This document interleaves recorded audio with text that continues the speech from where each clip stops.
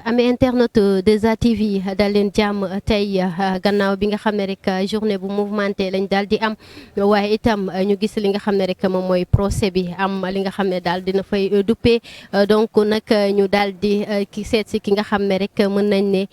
juriste la muy wuyoo ci turu Pape Moussa Sow dama koy bàyyi mu nuyoog mbokk internet 2A TV Pape Moussa nuyu naa la. maa ngi lay fay soxna Sali di nuyu sénégalais yi ñuy suivre ci réew mi ak ci bitim réew yi di wax asalaamaaleykum wa rahmatullah. comme ni ma ko waxee tout à l'heure li nga xam ne moom mooy verdict bi nga xam ne tey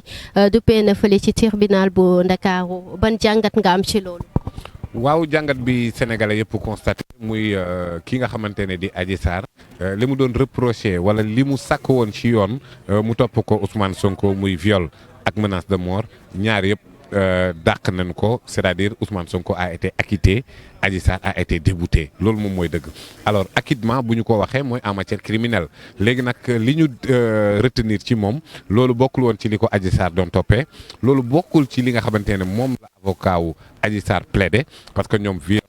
ak menace de mort la woon dossier bi nga xamante ne moom mooy avec Sweet Beauté qui a tenu en haleine le Sénégal près de 3 ans dossier boobu noonu de la plainte de Adji Sarr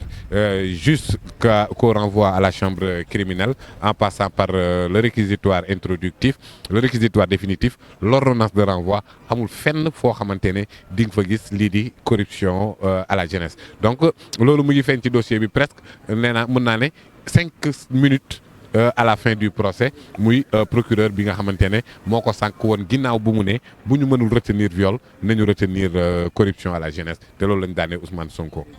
Pape Moussa corruption de la jeunesse mu nekk li nga xam ne jamono ci sénégalais yëpp loolu la ñuy posé wu question boobu corruption de la jeunesse maanaam lan lañ ko mën a tekkee ci li nga xam ne moom mooy wàllum droit. waaw c'est normal que sénégalais yëpp di ko laaj parce que boo demee ci code pénal article 324 daanaka doo fekk. définition légale ci corruption de la jeunesse maanaam ni ñu mënee ne viol mooy tout acte de pénétration par contrainte menace surprise loolu définition la mais corruption à la jeunesse amul définition mën nañ ne parce que buñ ne ki nga xamante ne dafay faciliter débauche en excitant la personne wala mu def corruption de la jeunesse dinañ la daan nangam kon loolu xam nga du définition donc mën nañ rek sur le plan jurisprudentiel wala doctrine ni ci ëpp ci ni koy définir mooy ki nga xamante ne dafay xam nga corrompre boo ko déggee gars yi dañu foog ne guerre la ci wàllum xaalis naam mën na nekk te moo ëpp ci li muy ne mais mën na corrompre un esprit maintenant corruption mineure am na muy article 320 ter mais corruption ku dul mineur boobu article 324 moom moo ko wax mooy ki nga xamante ne la personne qui n'a pas plus de 21 ans donc ci de manière résumée rek ci anam bu gën a simple rek mooy nga dox ci maayanu nit ba dugal ko ci yëfu mërs parce que mu ngi bokk ci effectivement section 5 bu code pénal muy les infractions contre les mœurs muy viol attentat à la pudeur ainsi de suite ci rubrique boobu lañ koy dugal mais nga retenir que rek définition légale dina jafe nga gis ko ci code pénal bi mais définition jurisprudentielle doctrinale ainsi de suite loolu lay joxe mooy dañoo dox ci xelam daal ci anam boo xamante ne pour mën a jóg ci mbirum mërs ak yu ni mel. jàpp nga ne bu Ousmane Sonko teewee woon li nga xam ne moom mooy procès yi jàpp nga ne dina demee neneen lu dul jamono ji condamnation bi nga xam ne oui effectivement loolu maa ngi koy wax depuis le début de cette affaire ma ne principale erreur bi Ousmane Sonko def mooy bañoon a dem naam il peut trouver des raisons objectives sur le plan politique parce que effectivement am na une tentative de faire à Ousmane Sonko un procès moral boo xoolee rek exemple bi bu concret mooy témoin bii nii tudd Seynabou Ngom fekkeewul mbir yi bi muy xew ba infraction di am fekkeewul ay la yéwén Sali kaay seede ci xeex ba amoon Tambacounda te yow mosoo dem Tambacounda ay la yéwén loo fay wut fekkee woo yëgoo tinoo looy atte looy témoigner dara amul lu mu waroon a mën a témoigner ci li nga xamante ne moom mooy viol ak menace de mort parce que fekk ko Sweet Beauté mais boo gisee bi mu yegsee lan la wax mooy Adji Sarr loolu muy wax ci type de massage nga xamante ne ëpp na di ko nettali sax ci télé Adji Sarr kese ci ñi jaar Sweet Beauté yëpp Adji Sarr kese moom moo ci wax type de massage yooyu am na donc kële bi mu ñëwee li mu confirmé rek mooy li Adji Sarr wax ci type de massage ay nuuru massage ak body xeet yu ni mel am na fa donc kon loolu noonu je pense que ni à mon humble avis témoignage am elle témoignait sur un procès moral et non sur le procès bi nga xamante ne moo ñu fa yóbbu muy viol ak menace de mort. tey jii nii mandat d'arrêt bi ba tey prononcé guñ ci kan moo war a jébal li nga xam ne rek moom mooy mandat d'arrêt boobu. en principe luy automatique lay doon en principe du doon sax benn document séparé de la condamnation parce que boo ne 2 ans ferme en principe da nga ko war a dem jëli ci saa si boo xamee fi mu ne parce que condamné nañ la cas bi li tax mu jaaxal ma it teg ci mooy Ndeye Khady ma nga fa woon teew Ndeye Khady moomu daan nañ ko 2 ans ferme teew ñibbi na tranquillement këram li leen gënoon yitteel ci ñu bëri ci ñoom mooy bu mu bokk. donc kon loolu aveu la pour man parce que tey buñ ne dañuy tëkk làmb ñu xool Balla Gaye ba xool ko ni mu toll ne ko yow doo bokk xam nañ ne bu bokkee man ak yow daf ñuy tax a yóbbu sànni donc kon Ousmane Sonko bu mu bokk bi amaana bu bokkee les gens sont conscients que ça peut faire mal. Sa popularité fi mu toll nii ce n'est plus à démontrer le leadership qu'il incarne dans l'opposition sénégalaise ne souffre plus d'aucune ambiguïté donc kon effectivement le procès moral le procès judiciaire mais aussi l'autre orientation politique pour que Ousmane Sonko bañ a bokk ci élection yi effectivement ça a été acté depuis l'affaire Mame Mbaye Niang ndax maa ngi koy wax que ni 6 mois sursis bi ñu ko def article L29 nee na ko yow mënoo bokk. alors tey il a été jugé par contumace L29 leer na ci mbir moomu noonu L29 nee na ku nekk en état de contumace mënatoo inscrire ci liste électorale mais attention Ousmane Sonko inscrire na ba pare de yor na carte dem day voter donc ne peut pas être inscrit sur les listes électorales. leeralal sénégalais parce que jamono ji ñoom seen préoccupation lenn la pour xam ndax ki nga xam ne moom mooy Ousmane Sonko dina bokk ci élection yi am déet. fii ma toll nii di wax ak yow suba bu élection amee Ousmane Sonko day bokk ba fii ma toll di wax ak yow parce que non seulement l'autre décision sur Mame Mbaye Niang a été suspensif actuellement délai de recours jàpp naa ne am na ay voies de recours ba ni tey donc ne peut pas inscrire sur les listes électorales la ñu wax mais ki nga xamante ne moom inscrire na nag ba pare parce que neewuñ doit être radié ou doit être retiré de la liste mais ne peut pas être inscrit sur les listes mais ne peut pas être inscrit si quelqu'un est déjà inscrit est-ce que disposition boobu concerne na ko bu ñu ne munoo am nationalité sénégalaise te yow sénégalais nga ba pare yor nga nationalité ba pare donc kon disposition boobu du la concerner donc moom moo tax ba tout ce débat autour de la candidature de Ousmane Sonko c'est discutable parce que man jàpp naa ne li waral mbir yi yëpp moom mooy mu bañ a bokk mais tey jii nii dañ ne il a été jugé par contumace effectivement ku nekk en état de contumace mënoo inscrire sur les listes mais la condamnation n'était pas une condamnation par contumace parce que contumace ñu ngi koy wax ci mbirum crime li ñu ko condamné du crime délit la donc il a été jugé par contumace mais il a été condamné par défaut parce que corruption de jeunesse loolu du délit du crime délit la. li nga xam ne moom mooy ndombal tànkam ci mairie bu Ziguinchor nag du ko perte aussi. dégg naa ñu koy wax mais déedéet mënul perte mandat wu maire am parce que code des collectivités locales dafa ne ku ñu condamné pour crime kooku maire bi sa révocation est de droit am na ay liste de délits yoo xamante ne cité nañu ko délit yooyu noonu corruption à la jeunesse bokku ci Khalifa Sall délit lañ ko toppee woon mais c'était des infractions liées aux deniers publics.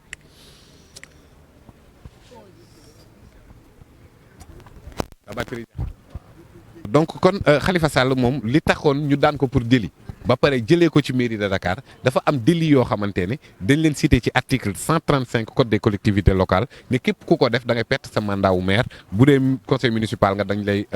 révoquer crime nag ñu ne képp ku ñu daan pour crime moom it mënatoo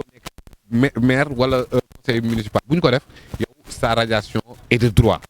Ousmane Sonko n'est pas condamné pour crime. L'infraction de corruption à la jeunesse bokkul ci yi nga xamante ne moom la article 135 code des collectivités locales wax kon Ousmane Sonko demeure et va continuer son mandat de maire à la mairie de Ziguinchor dara mënu ko dindi ci jamono jii nii ñuy wax dañul. jamono ji Sénégal mën nañ ne fépp foo gis jeunesse bi daal dinañu génn di manifester wu ban jàngat nga am ci loolu noonu. waa di exhorter cette jeunesse là aussi képp koo xamante ne da nga am un engagement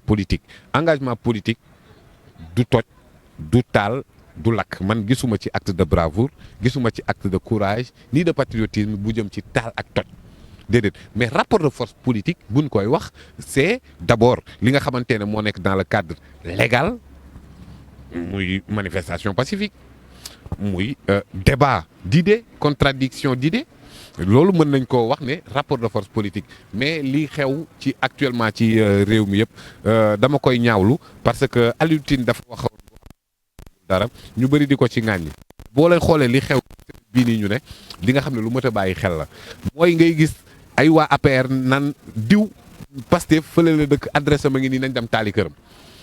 kii nga xamante ne bokk Benno Bokk wala APR naan diw miy dëkk Pastef adresse am lii la nañ dem taali ko nañ dem tojj ko te boo xoolee wax yooyu yëpp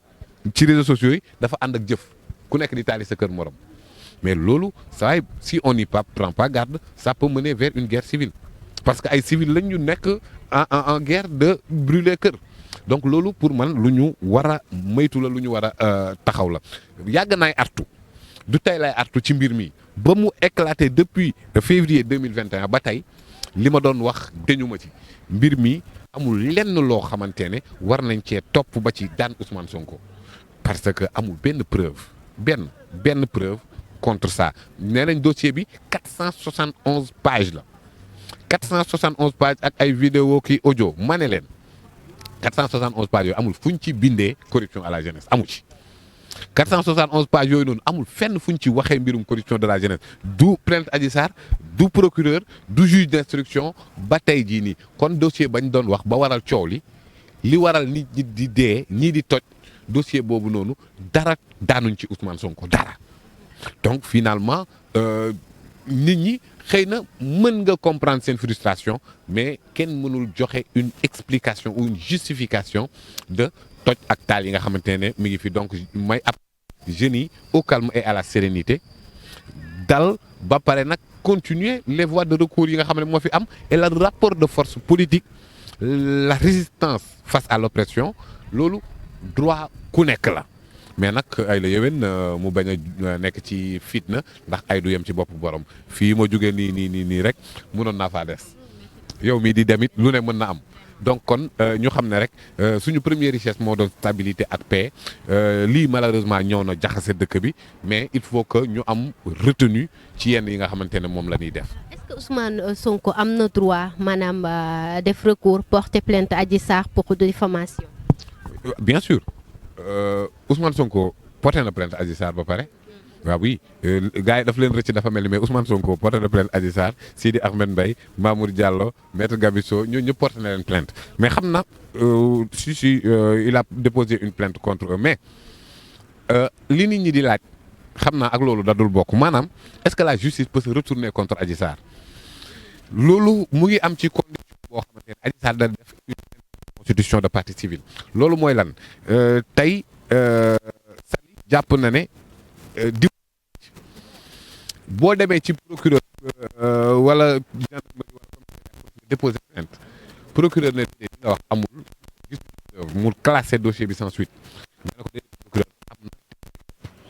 loolu da ngay dem ci juge d'instruction déposer une plainte avec constitution de partie civile juge d'instruction bi saisir le procureur ne ko toppal kii ñu lay wax par force donc procureur bi dafa topp boo xamante ni yow yaa ko exiger bu boobaa bu ñu demee ba ci ceppaandaw gi ñu relaxé wala acquitté ki nga topp bu boobaa kooku noonu mën na retourner contre yow pour dénonciation calomnieuse